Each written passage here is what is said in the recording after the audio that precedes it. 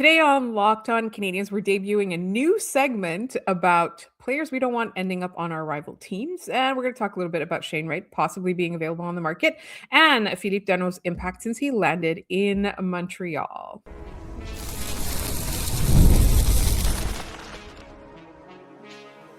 You are Locked On Canadiens, your daily podcast on the Montreal Canadiens. Part of the Locked On Podcast Network, your team every day. Hi there, everyone, and welcome to another episode of Locked On Canadiens. I want to thank you all for making us your first listen of the day. As you know, we're free and available wherever you get your podcasts, as well as on YouTube as part of the Locked On Podcast Network, now the #1 sports podcast network. My name is Laura Saba, also known as The Active Stick, and I'm joined by my wonderful co-host, Ian Boisvert, also known as Maybe It's Ian. Ian, are you excited about this new segment that we are debuting today? I love wordplay, so trade dreadline is directly up my alley. I'm almost shocked I didn't think of that because that's just sort of been my participation. But I also think that I've breached containment and I'm now in your head as well. So welcome. So we're going to talk a little bit about that and I'll explain it in a moment. And then later on, we're going to talk about Shane Wright possibly being available on the trade market. And then we're going to talk about Phillip Danault's impact since he landed, particularly because I saw some people saying not some nice things about him. And I really just kind of want to look at his value to this team objectively in our third segment. But first, let's start with trade dreadline. You've heard of trade deadline. Now let's bring you trade dreadline. What does that mean? I was looking at Elias Pettersson because our friend Kyle Roberts keeps talking about him. I think he really, really wants him in Montreal. He's got a couple of suggested packages for, and this has been like, this is the second week in a row. So I looked at him and then I looked at what are the possibilities that he would end up on a team that could hurt the Habs. Like him being here could hurt the Habs, right? So obviously you're going to look at your Torontos, your Buffaloes, your Detroits, and Detroit has cap space for him. Yeah. I think if I'm going to see a team in the division that I'm kind of actively rooting against, if I'm going to see them try to take a big swing on a player, I would rather it be this kind of player where we're not really sure what they're going to end up being, right? Like if this is the move that they make and it's not acquiring a no doubter point per game player, I'd rather see them do this for Pettersson because yes, they have the cap space, but like if they end up pulling it off and he doesn't become the player they kind of think he is or that he was when he signed that deal, they're kind of sunk. Because no one is going to take that on again. Nobody's doing that again. Plus, I don't think Vancouver's going to give this dude away. It's going to cost them pieces to get him. Like, I like Pettersson as the player. The problem has always been the contract.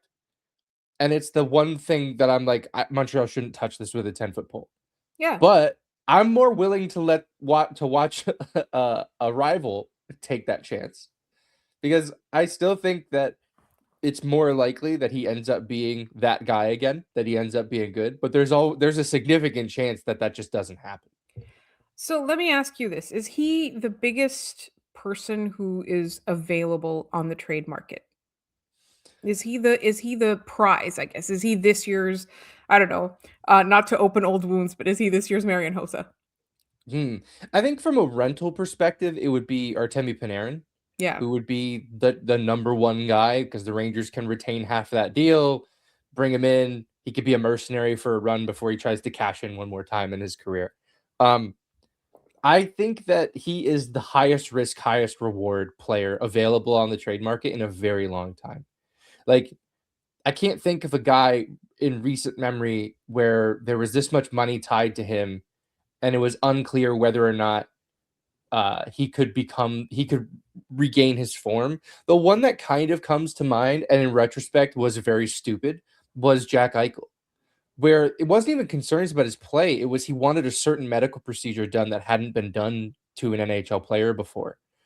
And the Sabres thought they were doctors, and they weren't. And they made the wrong move there to send him away to Vegas. Yes, they're good now, and that's all well and good.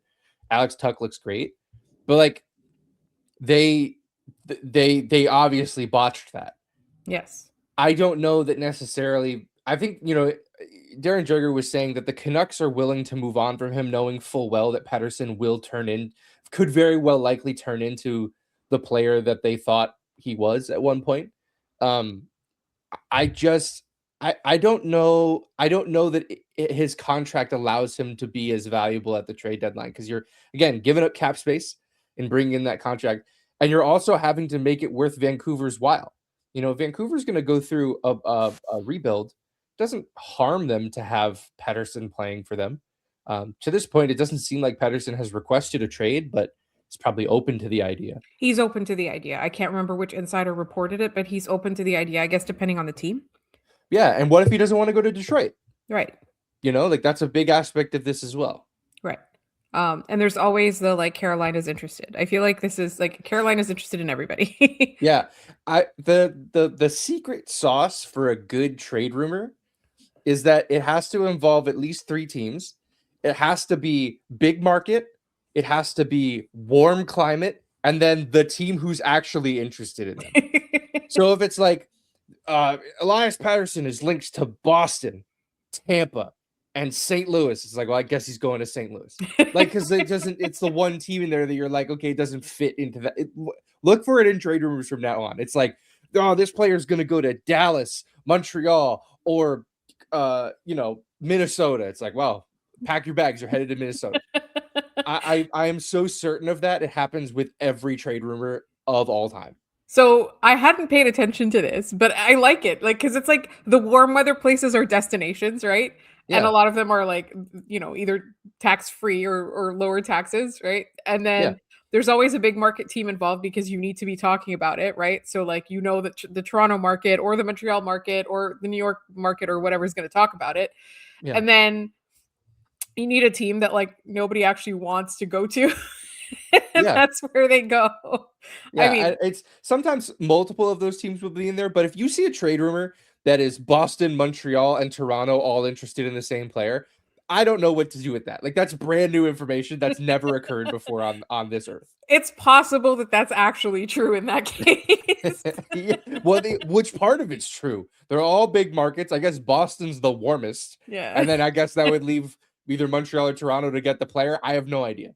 It's really funny though. So were there any other players that you think might be on the block and you don't want a rival to get them? Because I'll be really honest, this year I don't want anyone in this division to get better, and in the other division it's fine because it's going to be Carolina. At the end of the day, it's going to be Carolina. So yeah, I don't want, and I don't know how they pull it off, but it's Tampa Bay. They can figure out whatever they need to.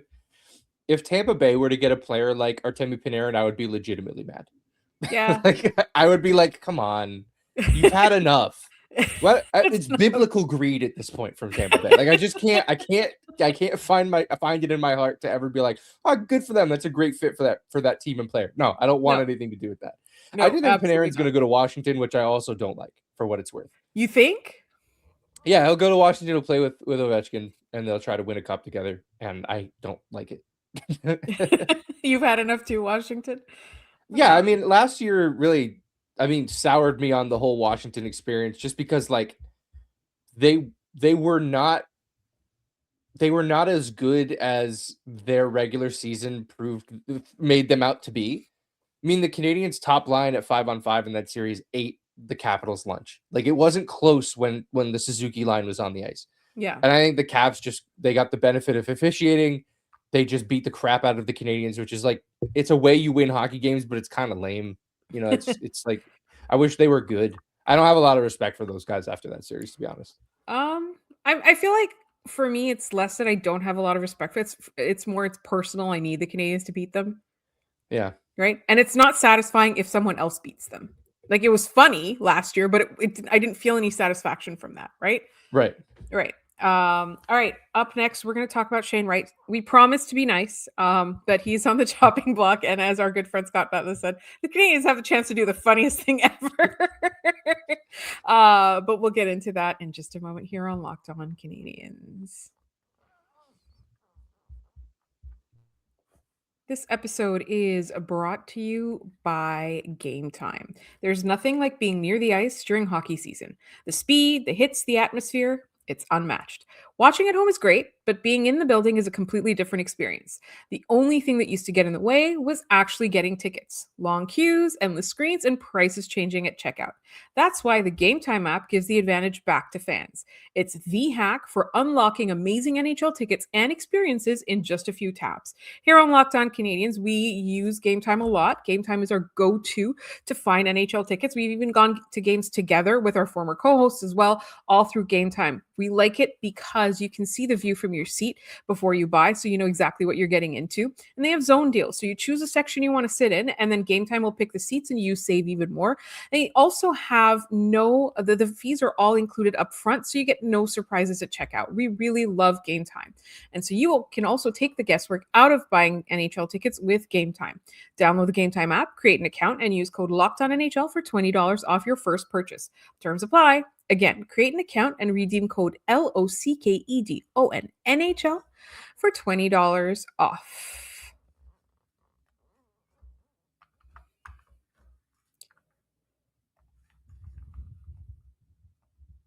Thank you for making Locked On Canadiens your first listen of the day, and thank you for making Locked On the #1 sports podcast network. And if you haven't already, go check out our new Everydayer Club. You'll get access to an ad-free audio feed for Locked On Canadiens compatible with Apple Podcasts, Spotify, and every other major podcast app. You'll also get an invite to the members-only Locked On Everydayer Club Discord server, which includes a group chat just for listeners of this show. Ian's in there. Ian's like really good at Discord. I'm not, but I'm learning. I'll learn for you guys. So go to lockedoncanadians.supercast.com or tap the link in the show notes to learn more. All right. So earlier today, it was reported, I believe by Dave Pagnotta, if I'm not mistaken, that Correct. Shane Wright might be on the block. I don't know if Seattle's actively shopping him or just letting people know he might be available. So what are your thoughts on this? My thoughts on this are that I wish this saga would just end with Shane Wright being a good hockey player for his sake. Yes. And being in a good situation for his sake. Because I think this says more about the Seattle Kraken than it does about Shane Wright. I think the Seattle Kraken are an aimless, directionless franchise. I don't know how they took the same expansion rules that built the Vegas Golden Knights and have turned it into one playoff appearance. I believe they won that playoff appearance. They won a round and they moved on. But it's been a while now, and I don't know what that team is. Yeah. And I think it's set, like, the fact that Shane Wright is available, it tells me that I don't think that the Kraken understand what they are either. Like, this was supposed to be a guy you sort of built that franchise around. There's a Canadiens angle to this, obviously, right? Like, that's why we're covering it, which is that it relitigates that whole, did Montreal make the right pick at first overall in 2022? And I think at this point, the answer is unequivocally yes. Yes, absolutely. Because at this point in his career, Juraj Slafkovsky has already contributed more to his team than we ever thought he could, right? I remember when it was all about, which one do they pick? All the models said that he wasn't going to be a lasting NHL player. And instead, he has been this year, he's been probably the best Montreal Canadian. And that's tough to say when you have Lane Hudson and Ivan Demidov on this team. And it's tough to say when you have like Kapanen working out the way he is. And it's tough to say when you have your Nick Suzuki and your Cole Caulfield being excellent as always, right? But you look at Juraj Slafkovsky, and he has transformed himself as necessary, right? And I think, to me, and again, like, I was on the record saying that I wanted the center, not the winger. I was on the record also saying, like, I don't want the guy nobody had heard of before 4 months ago. I think that was my biggest problem, was not that it was a winger. It was that this guy had proven himself in a best on best tournament where actually the best players didn't actually go, right? Yeah. And everyone was talking about him at the Olympics, but I'd not heard about him before that. Mm-hmm. Yeah, I think, we relitigate this a lot because it is the moment, I think, that this rebuild became a reality, right? That the moment that they made that pick was the moment we went, all right, this is their team now. Yes. We recognized that it was no longer Marc Bergevin's team. It was no longer Dom Ducharme or Claude Julien's team. This was the new regime's team. Yes. And we relitigate it because it is such a critical part of what the Canadiens have built. I did this a while. I think it was a summer episode. I did a solo episode where I kind of walked myself through what would have happened if they took Shane Wright instead of Juraj Slafkovsky, right? Well, they take Shane Wright.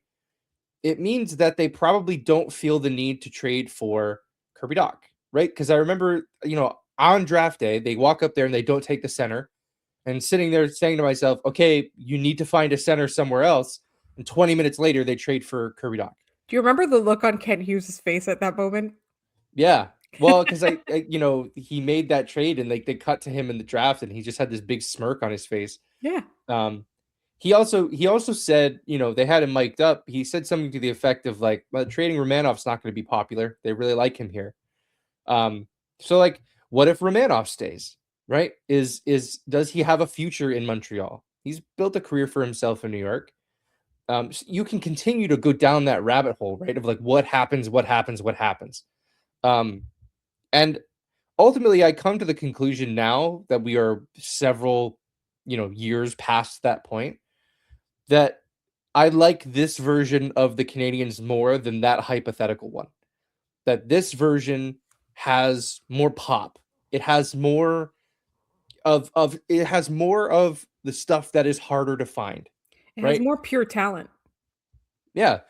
Who has just because I was looking at this Shane Wright this year. Well, Shane Wright last year, 79 games, 44 points. That's pretty good. That's his full, his first full NHL campaign. Really good. This year, 48 games, 17 points. Like, is Oliver Kapanen better? I mean that as an earnest question because I don't know what Shane Wright is. Right. And that's tough because, who do you put him with on this team? It's definitely not the same as who you put him with in Seattle, right? No. And I have to say, like, I like Seattle. I'm rooting for Seattle. Like, the vibes around that team are great, right? Like, they do all the things right. They champion the right causes. Their game experience is fun. Like, I want them to succeed. But if I'm trying to figure out what the team on the ice is, I have no idea. But if you're trying to like who do you put with Shane Wright? But if you put Shane Wright with, ironically, with Slafkovsky, does he produce more than Kapanen? Maybe. Maybe. I mean, right now, maybe. Yeah, according to Daily Faceoff and their line combos that they pick up from reporters on the scene, Shane Wright is centering the second line between Jaden Schwartz and Capo Caco. So, I mean, he'd be playing with better talent in Montreal. There's no question. And I, without having seen a ton of Shane Wright, they play on the West Coast. We don't have a lot of options to see them other than when they come and play Montreal. It's tough to say if Kapanen was in that situation in Seattle, is he performing the same way? Yeah. Are we talking about the same kind of player? With that said, like, at some point, and I don't think that this point is past for him. He's in his second full NHL season, which is tough to believe because I think Slafkovsky's in like his fourth. Yes. The time is going to come when they need to figure out what he is. I don't think that's it yet, and that's why I'm so confused about this from Seattle. The report from Pinata was basically they want to trade him for top six offense. Well, isn't that what you hope Shane Wright is? Like, Yeah. I'm genuinely confused. It seems like they're trying to get better now, and if I'm looking at Seattle, I'm going, why the heck are you trying to get better now? Yeah. Why are you choosing now of all the times to be like, we need to get this figured out? Like, it's really bizarre. It is really bizarre. It doesn't really make sense. And it's possible it's just maybe somebody asked and then they were told something and then they like spread that like, oh, he must be available or something like that. I just think it's really funny because ironically, like the place that you would put Shane Wright in Montreal is right next to Slafkovsky. Right. Yeah. And looking at the draft, looking at the 22 draft, if you go by points, Juraj Slafkovsky is alone at the top with 151 points. Logan Cooley is in second with 132. Third place is Lane Hudson with 120 points. Cutter Gauthier is in fourth with 87, and Shane Wright is in 5th. So Shane Wright was picked 4th. He has the 5th most points. You can't really say at this point that he's like not developing into what you thought he's taking his time, because that's kind of what was always going to be the case. Yes. I think we have to remember too, like, these are COVID era players, right? These are guys who were developing during the time of COVID. It was a big point of contention with Shane Wright at the time, which is that he didn't go overseas and play. Yes. He decided to stay home, and he sat out while COVID was happening, while Juraj Slafkovsky was playing when things were happening overseas. So all this to say that this story is not done being written. I think Seattle would be incredibly stupid to trade him, but I do agree with Scott. Montreal does have the chance to do something very, very funny, which would be having both of those guys. I think it would be so funny. And then eventually you like complete the collection. You go for like Nemitz too. Yeah, Michkov. Let's There we write go. that draft wrong too. Let's go get Matvei Michkov. His value's pretty low right now. All right. Up next, we're going to talk, speaking of value, we're going to talk about Phillip Danault and see if maybe the naysayers are incorrect. And that's coming up in just a moment.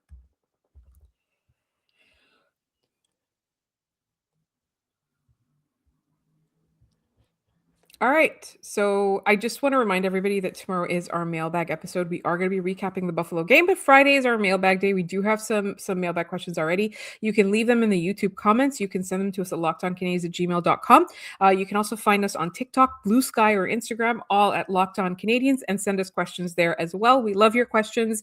Sometimes we even turn them into full segments if we don't have time to cover them as a mailbag question. We do have a running bit with our good friend Boondoggle where we delay his questions. So we'll see how much further that last question does get delayed. All right, let's talk about Phillip Danault. And this is purely just on our socials, like comments to us, et cetera, et cetera. I've been seeing people say that he hasn't really worked out, or he's not really, like, it wasn't a good trade for the Montreal Canadiens. Like, first of all, what did they give up? A second round pick. And also, I don't know what to say to that. Watch the games, man. Can I watch the games? But also, Okay. here's some. You want to do some stats really quick? A really simple one. I just want to, there's one thing I want to say is that it's Absolutely. been 14 games. And if you were expecting 14 goals, then that's crazy. And I feel Yeah. like that was the only acceptable outcome to some of these people. All right. So now you can rattle off your numbers. Let's go. Yeah. So with LA, he played 30 games. He had 5 assists for 5 points. In Montreal, Danault has played 14 games. He has 6 points. He has played fewer than half of the games he played in LA, and he is outscoring his LA pace. Yes. What I said at the time of when Montreal was interested and the time that they traded for him, the most likely outcome here was that Phil Danault, very good hockey player, did not forget how to play hockey. Yes. He's 57% at the draw. He has found himself at the center of a lot of really big moments since he got to Montreal. Just against Minnesota, Cole Caulfield's winning goal. Where's Phil Danault? He's standing right in front of Wallstat. Wallstat never saw that puck because Phil Danault's standing right in front of him. The tying goal against Tampa Bay in the dying seconds. Where's Phil Danault? Well, he wins the faceoff to get the puck back to Hudson, who then was able to get it to the front of the net. So I believe the overtime winner for Dallas in the Dallas game, I believe Phil Danault won that draw as well over to Lane Hudson, and he wins the game. Phil Danault is finding himself to be a very integral part of this team all over again. I don't know what people want. I don't know what people expect of Phil Danault. I don't get it. I think it's the production that he had with Brendan Gallagher and Tatar like 4 years ago. Right? Yeah, Brendan Gallagher doesn't have hair anymore, guys. Like, I don't know what to tell you. That era is gone. Yes. And I know like nostalgia is not a reason for viewing things a certain way. Like that, the Phil Danault with the pizza was 4 years ago. Yes. Like, that's a long time ago, man. These players adapt, especially in hockey years. Like, and the fact that Phil Danault is still the part of Phil Danault's game that was a mainstay when he was in Montreal is still in his game. And I don't think that's going anywhere. He's lost a step, man. Who hasn't? Like, that's bound to happen. Ultimately, though, Montreal I still see this as the Dvorak replacement. right? This is the guy that we went into the season saying, yes, the second line center was important. We have different opinions on that now, but they never adequately replaced Christian Dvorak. And they found an opportunity to do so at a very low cost in Phil Danault. And his impact has been tremendous and will continue to be tremendous. I cannot wait to see him in the playoffs, to see what sicko matchup Marty puts on him. Yeah. Whoever Montreal ends up playing, your best player, Phil Danault. We're turning it into a verb. He's getting Danault. Danault, you get Danault into oblivion. Yeah, I hope you like wearing Phillip Danault, because that's what you're going to be doing for between 4 and 7 games.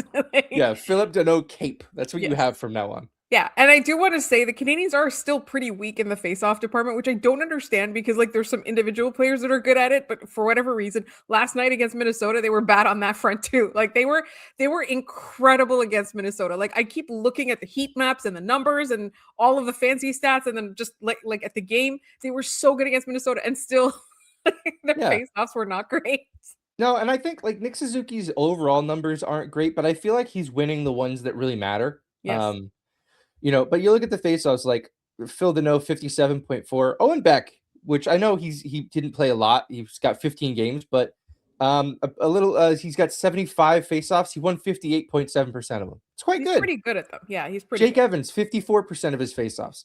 Joe Veleno, 50.9. That's good enough. As long as you're a coin toss, like I'm cool with that. That's a 50-50 puck.